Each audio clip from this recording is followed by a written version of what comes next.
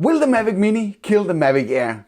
That is a big question that I've seen asked multiple times in the comments to the previous videos that I made about this topic. Of course, it has not been written in that way, but it's basically the essence of the concern that you are asking. Are the value of the Mavic Mini going to exceed the current offering by the Mavic Air? I will in this video share my view on this topic. Make sure to watch the video to the end because I will share my recommendation what to do if you're in the market for buying a new drone right now with the Mavic Mini soon to be released. But before we get to that, let's roll that intro.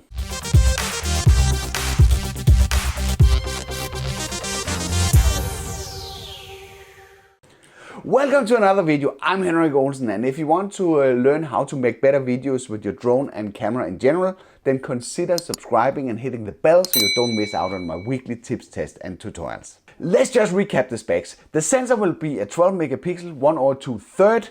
The resolution will be limited from 4K down to 2.7K. It will be a 3-axis stabilized camera, and the drone will have a whopping flight time of 30 minutes. A lot of you have questioned if this is even possible, but there's a lot of factors in play here, like weight, battery technology, temperature, maximum amount of current that the battery should be able to deliver for the drone. So it'll be interesting to see what the actual flight time is when I get some hands-on experience. And talking about the weight, it's supposed to be under 249 grams. So what do you think? Will the Mavic Mini be the end of Mavic Air? If you think so, simply write yes in the comment below. I see a couple of things that will make the Mavic Mini a Mavic Air killer, at least in my opinion. The longer flight time for sure. There's no doubt that having a longer flight time is a really good killer argument for getting this drone. Because I've flown the whole range of Mavic products during the time, and I have to say it's really satisfying to have close to 30 minutes of flight time. I actually think that is sufficient for most tasks. When I flew the Mavic Air, there are around 18 minutes of flight time. That is a little bit short if you're doing, especially if you're struggling with pure connectivity, then 18 minutes is really cutting it close sometimes when you're trying to film a certain scene. Noise, if they have managed, this is not something that have been talked about so far, but if they manage to control the noise of the Mavic Mini, that would be a really big selling point for me, because the only drone I ever owned where I got complaints was the Mavic Air. I know you can buy additional props for the Mavic Air to make it more silent now, but you couldn't do that when I originally got the Mavic Air, and I actually had people come up to me and complain about the noise. A weight below 250 grams, that is important to a lot of people, because that would basically mean that you don't need to register the drone, and it's basically considered a toy. Then there's of course the price. Spending close to $1,000 on a Mavic Air is a lot of money, especially if this is only something that you use in your spare time. Then it's a lot of money having tied up in a toy product that you basically just use occasionally. So an entry-level price below $500, that will make you save a bucket load of money. I guess this is basically what made the Spark so attractive originally. As I'm seeing it right now, the Mini has the upper hand with almost $500 compared to the Mavic Air. And that is a lot of cash. You could put it this way, you could actually buy 2 Mavic Minis for the same price of the Mavic Air. So I guess this is a done deal. No, not exactly a done deal. There's other factors that we need to consider as well. You lose the 4K capabilities of the camera, and I would also actually expect that they will turn down the bandwidth of the camera from 100 megabit per second to 60 megabit per second.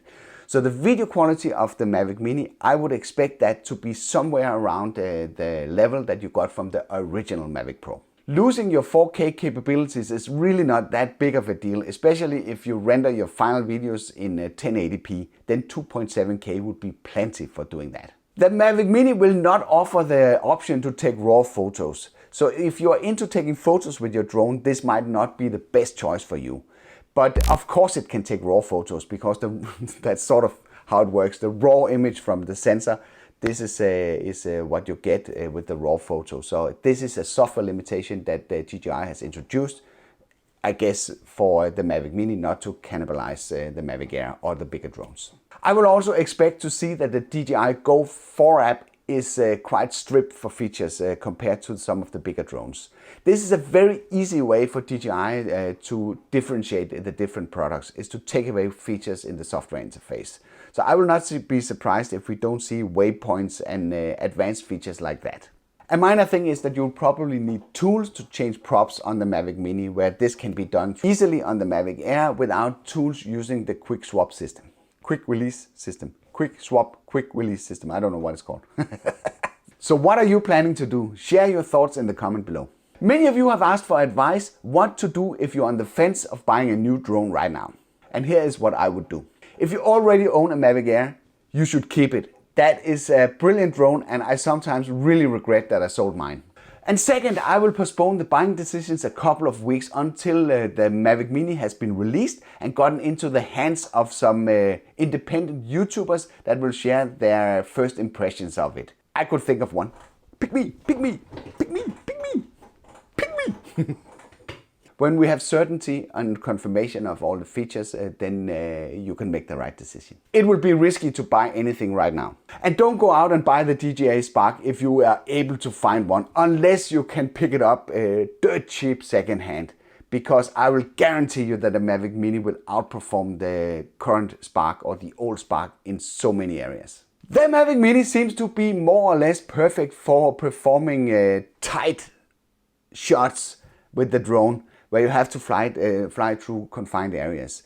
If you have seen the video where I revealed the trick behind Sam Coulter's signature move, flying through tight spaces, you can access this video through this card. Or you could simply go for the YouTube recommended video through this card. I hope you liked this video. If you did, then feel free to press the like button. If you didn't like it, feel free to press the dislike button twice. Thank you for watching, and I'll be back on the next one.